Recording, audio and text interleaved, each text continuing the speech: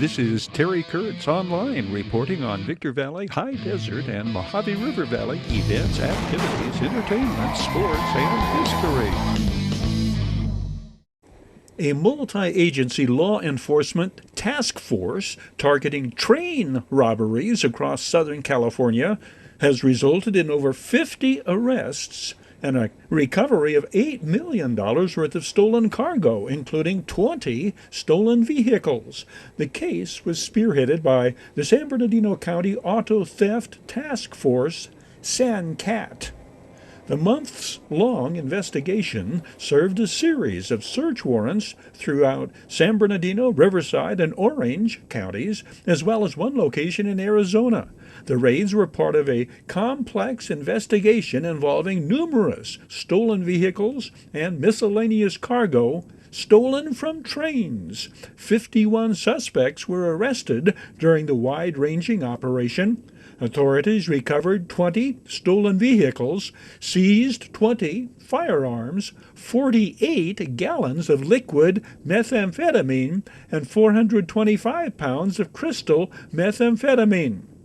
In addition, one clandestine methamphetamine lab was located, and $325,000 in U.S. currency and over $8 million in stolen cargo was recovered. Operation Consequences Update, the latest series of Operation Consequences crime sweeps conducted by investigators from the San Bernardino County Sheriff's Department Gangs and Narcotics Division, netted 17 firearms and a total of 22 felony arrests. Operation Smash and Grab investigators' most recent operations recovered over $9,500 in stolen property from retail outlets throughout the county. 7 felony arrests and 20 misdemeanor arrests were made. Investigators from the San Bernardino County Sheriff's Department Gangs and Narcotics Division, Rancho Cucamonga Station, San Bernardino County Probation Department, Homeland Security Investigations, California Highway Patrol, and the San Bernardino Police Department conducted these retail theft operations throughout San Bernardino County. The United States Marshals Service report the location and rescue of 200 missing or endangered children over a recent 6-week period. Operation We Will Find You focused on several hotspot cities where children were reported missing. With technical assistance from the National Center for Missing and Exploited Children, 123 children were removed from dangerous situations and 77 were found in safe locations. The U.S. Marshals Service has run the We Will Find You operation 6 times previous to this one, and so far it's located 546 children in 2024, which is a higher number than last year at this time, but lower than the nearly 950 children recovered in 2021. The 2024 San Bernardino County Point-in-Time Count report was recently released, showing that homelessness has increased for the 5th consecutive year. Although this year's increase was the smallest in the last 5 years, it underscores the ongoing need for concerted efforts to address the issue. Since 2018, the number of homeless individuals in San Bernardino County has risen by 101%, from 2,118 to 4,255 in 2024. Approximately 75% of the homeless population is concentrated in 7 cities: San Bernardino, Victorville, Colton, Fontana, Redlands, Ontario, and Barstow. Substance abuse, mental illness, and physical disability are commonly reported among the homeless population. In 2023, an average of 5 homeless individuals died each week, with substance abuse and physical injuries being the most common causes of death. Accomplished harpist Tom Gilmore warmed up the audience with Smoke on the Water at the awards program for recipients of the Desert Valley Charitable Foundation 2013 scholarships. $1 million in scholarships have been awarded by Dr. Prem Reddy's Charity Foundation, awarded to students pursuing studies in healthcare and medical-related fields. Desert Valley Hospital CEO Dr. Margaret Peterson elaborated on how and why Dr. Prem Reddy places such a heavy emphasis on the value of education. Dr. Prem Reddy came into this community many, many years ago, and the success that he has gained is not because he came from what one would call a wealthy family. It really had very meager beginnings. I went through my childhood till I was 17 years old under a kerosene lantern. There was no electricity in my village, nor potable water. The importance of education. Without education, I would have been in the same village all my life. And now probably there's electricity, but but just now, only about 2 years ago, potable water.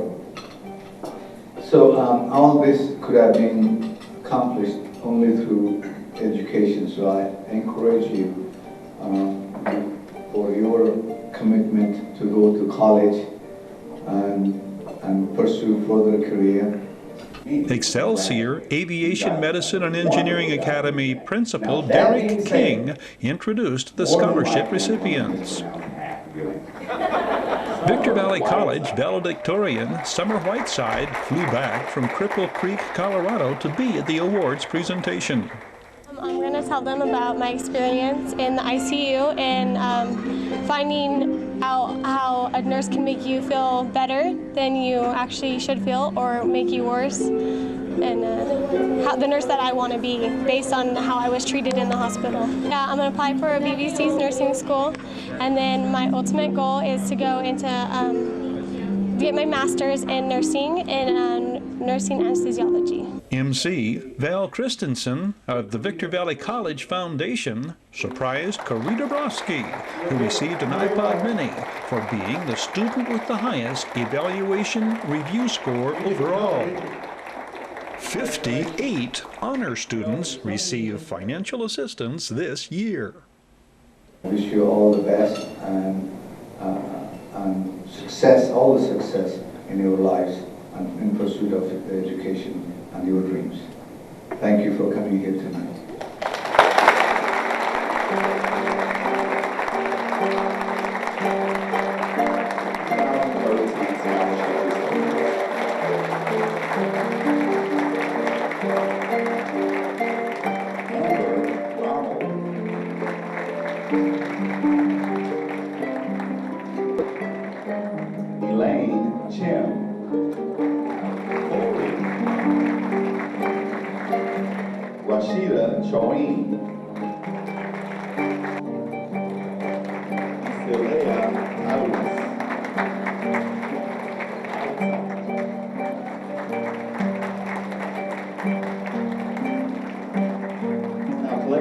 Let's give a round of applause for the 2013 scholarship. Many of us were introduced to slam poetry at this, the third annual fundraising luncheon for Our Children Foundation. Slam poetry is described as poetry expressing an intensely emotional personal story or struggle, very powerful and moving. The poetry is generally used in a competition known as a poetry slam. Often, as with hip-hop music, the subject matter concerns urban life, crime, drugs, or other inner-city related subjects. A new website has been launched for First District news, events, and resources. The homepage is said to have everything a viewer needs at a glance, including a First District calendar, our program board meeting calendar and agendas, and the contact information. The resources page hardships in their shows lives tabs for abuse, helpful so services, district activities, shown us in real local life how chambers he of can commerce, use and economic poetry, development links. slam poetry The website is that he Americans does the with most, Disabilities and, it helps Act them to, compliant. Express themselves. One of the county's and get latest some campaigns things out that is they need to get out about their Opportunity own Lives, personal Works, life. and Plays he's just Here. very This partnership between the entertaining in Economic how and he does Workforce those kind of things, Development even in his Departments therapy. aims to assist businesses and One, it nonprofits surprised with me. I've never hiring, seen anything like relocating, it. and Two, or the expansion ability to free bring of parents charge. together, They also as well have as the an children. on-the-job training And, program that reimburses see businesses with how some of the 50% of a problems or new some of the hire's needs hourly can wage be and training addressed. I think the expenses program for up does to with, 3 some months. of the kids in the program, and it's a special program. What makes it special is its ability to change children's lives. We have nothing to do with success. We have everything to do with survival. We have nothing to do with success. Climb the castle walls, always realizing that most of the parents that we call monsters just never really took a chance letting down the drawbridge of their own castles.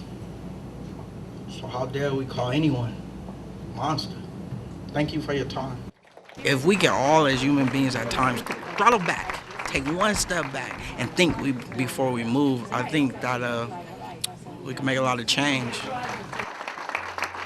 Regina Witherspoon Bell, representing County Supervisor Robert Lovingood, recognizes Project Warriors Marta Woodfield, Ann Klein, and Margaret Goldman. They were not the only ones recognized by the county supervisor. Whereas the month of April is designated as Child Abuse Prevention Month, and whereas our Children Project is a unique therapy program that has helped thousands of children and families in the high desert heal from the trauma of sexual abuse.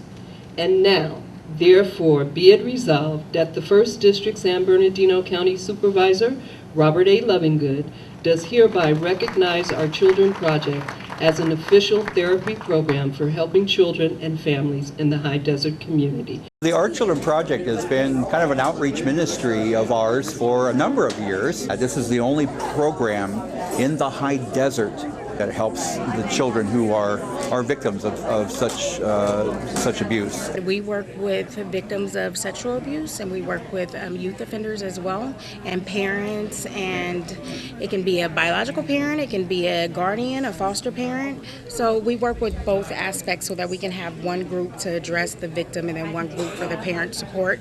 And then we all come together and help them with whatever they need to. And for the children, we often do hear that I thought I was the only one. It gives them an opportunity to, number one, find out that they're not alone. Sometimes younger kids come in and it's very difficult for them. So it's really getting them to know, I'm here to help you, and this is going to be where we work together. There is an opportunity for healing that they can build relationships with and can grow together and heal together.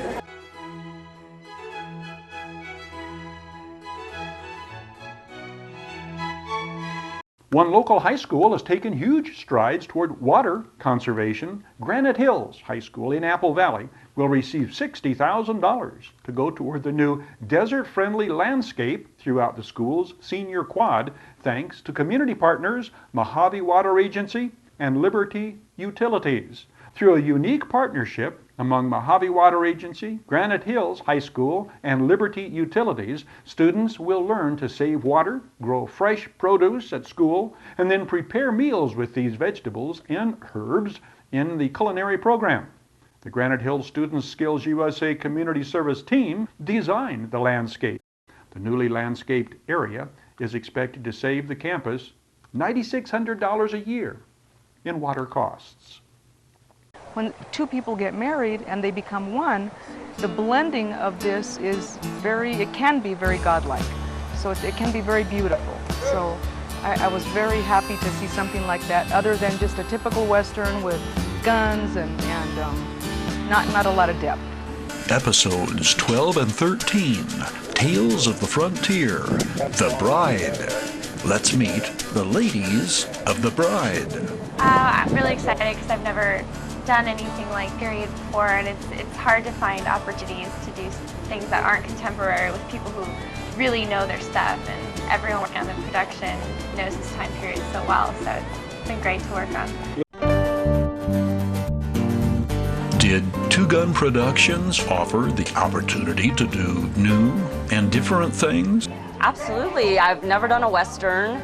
I also haven't ridden a horse since I was 10 years old, so that was pretty cool to meet my horse, to get a horse riding lesson and do that. It's also fun to talk with a southern drawl. I did grow up in Kentucky, so I used to have one, but it's good to be able to bring that back. Native Oklahoman Kelsey Hewlett plays the mean-spirited Annie Newman, furious over being upstaged by a mail-order bride. It's definitely out of character for me, but that kind of makes it fun to experiment and play with something that is just not the norm. Extras are treated just as importantly as actresses in leading roles. Well, Tales of the Frontier moves along really well. They are very well organized. I've been on some sets where you get there in the morning, you're in outfit, and you sit all day long. Tales of the Frontier really is organized, so it's a pleasure to be here. And break down the personnel. What's Tino Luciano like to work with him being the director? He's great. Well, all the actors and I have been talking about how we really like how he trusts his actors and lets us really make choices and kind of make a character our own. And yeah, he knows what he wants, but he also trusts the people he works with, and so it's been a really good experience. Well, first of all, it's been a lot of fun working with them, and also they're really fast and efficient. That's been awesome. I really enjoyed it. Just coming out to the set and everyone, just right off the bat, I came the second day and everyone has been so professional and really making sure to get everything done and making sure it looks the best that it possibly can. And it's been a really, really good experience so far, and everyone's been so easy to work with. I love the Old West. I've been doing the Old West for many, many years, for at least 12 years now.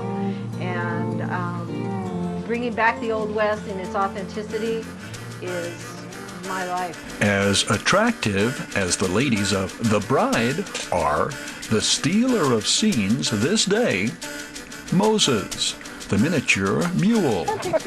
Everybody, and I mean everybody, especially the lovely ladies, flocked to have their picture taken with the adorable Moses and his equally adorable handler, Lloyd Noel. The ladies of The Bride list a number of behind-the-scenes production crew members, like Dale Noel, producer and script supervisor, Carol Schreiber, production manager, and new to Two Gun Productions, art director Eloise Ayala. I worked with Jake and Tino on another Western, but I was the production coordinator on that. But the hard part for me was when I first got here, when I drove here from LA and stayed with Carol, and I had never met Carol, and she had just had like a personal tragedy happen, and I didn't really know anybody except Jake and Tino, and I read the script and I knew like generally what props I had to make, but I knew I wanted to do something pretty in-depth as far as the way it looked. So I did a bunch of research before I got here, but when I got here was the hardest part, because trying to figure out my bearings and what tools I needed. I wasn't that prepared as I thought I was. So I spent a lot of time in Carol's garage building props for the first 3 days before we got on set. That was the hardest part for me, because that's when I really realized like the gravity and the detail that I wanted to do. And that's when it was kind of like, oh, this is like in 2 days. At Thousand Pines Christian Camp, writer-producer Gary Lee Brooks and wife Lucy, interviewed by the editor of the local Crestline newspaper and the Mountain News, Mary Justine Lanyon. I actually was very, very impressed with the script, because I thought it showed so much tenderness and love. And I mean, I've always thought that God has entrusted and embedded inside of women and women's hearts the beauty of emotions. And so many times in our society, I feel like that's either overlooked or downplayed, or it's not given the preciousness that I think it deserves. So this episode is kind of about that and how important that is. And I think in a way, God also has embedded the preciousness of the gift of reasoning. Like that part in the Bible where it says, let's reason together. That is actually said to everyone, men and women, but I think that if you look at it kind of like the gift of reasoning is in the heart of men, and the gift of emotions and the beauty of emotions is in the heart of women. When two people get married and they become one, the blending of this is it can be very godlike. So it can be very beautiful. So I was very happy to see something like that, other than just a typical Western with guns and not a lot of depth.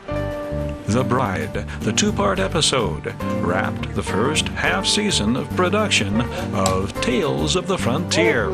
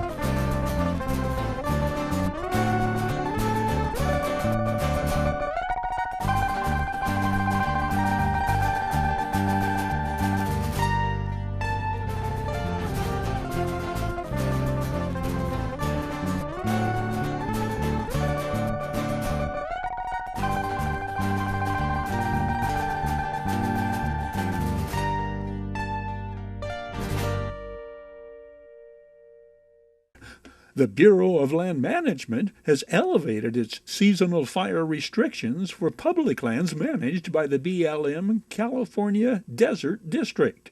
The Seasonal Fire Prevention Order places in effect Stage 1 and Stage 2 fire restrictions for the California Desert District. The elevated restrictions address the use of campfires and controlled flame devices such as portable stoves or lanterns, and prohibits recreational target shooting on BLM-managed public lands within western San Bernardino County, as well as San Diego, eastern Kern, eastern Los Angeles, and western Riverside counties.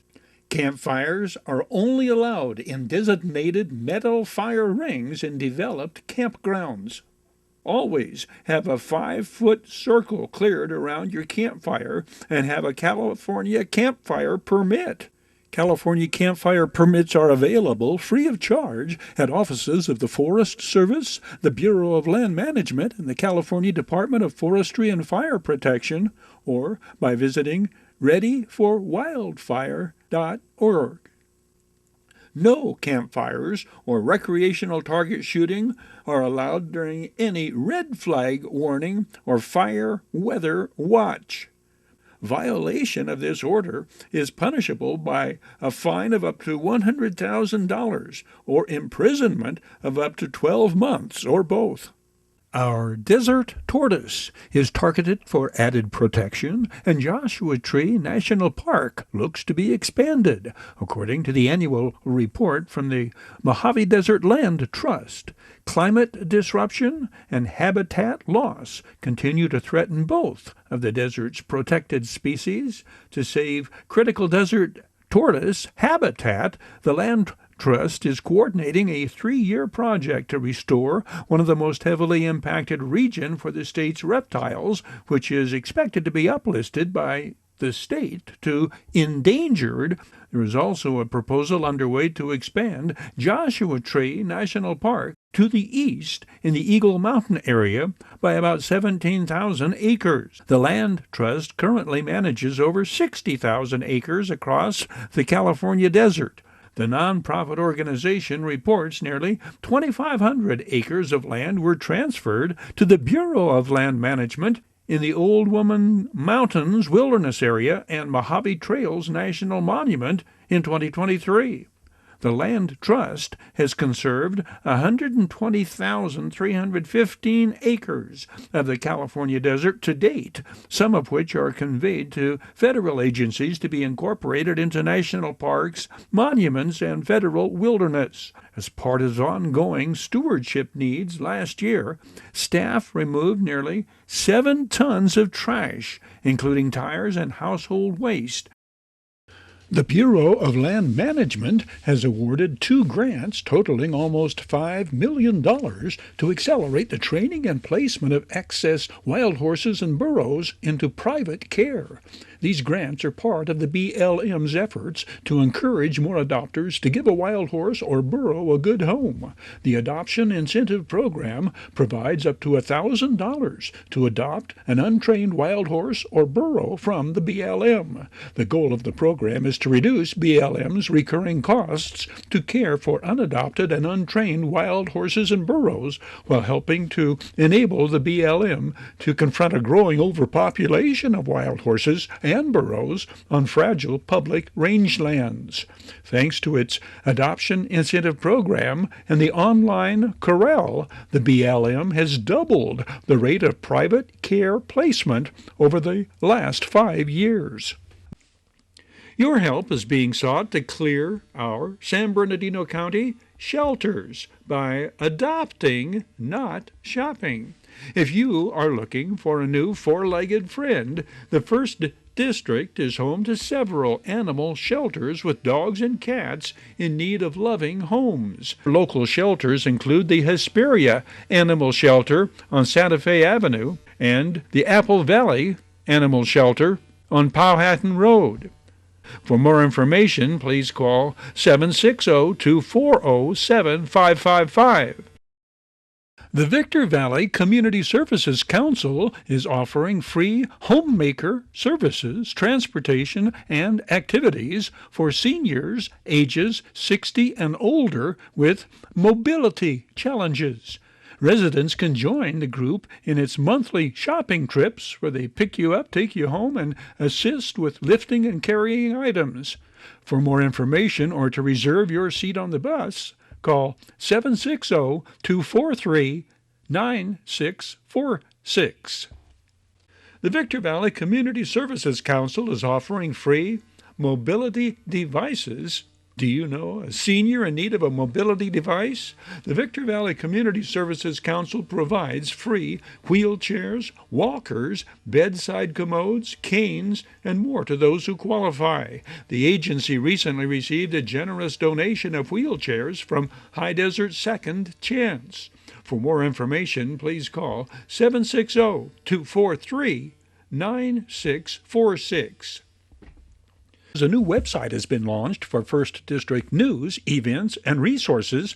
The homepage is said to have everything a viewer needs at a glance, including a First District calendar, board meeting calendar and agendas, and contact information. The resources page shows tabs for helpful services, district activities, local chambers of commerce, and economic development links.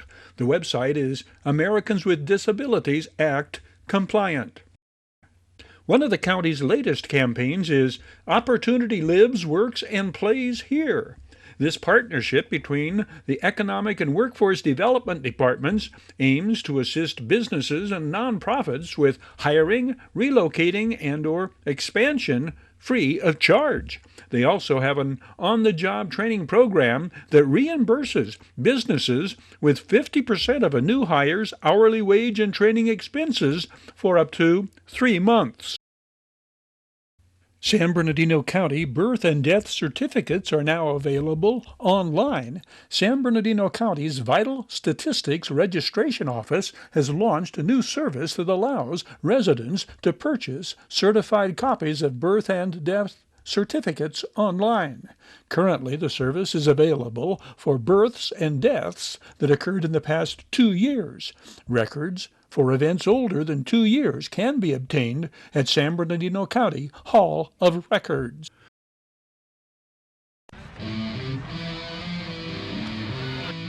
Terry Kurtz On-Line was brought to you by Down Home Grill in Victorville on the corner of Bear Valley Road and Ridgecrest Road. Bid fast and last. World-class auctioneers.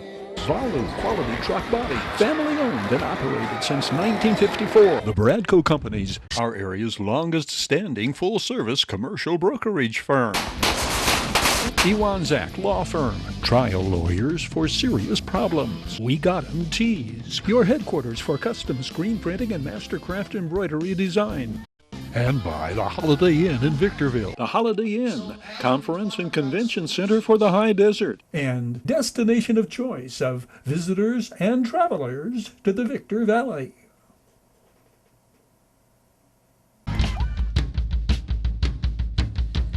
That's a wrap on this edition of Terry Kurtz Online. On behalf of Victor Valley Television Productions, thank you for watching.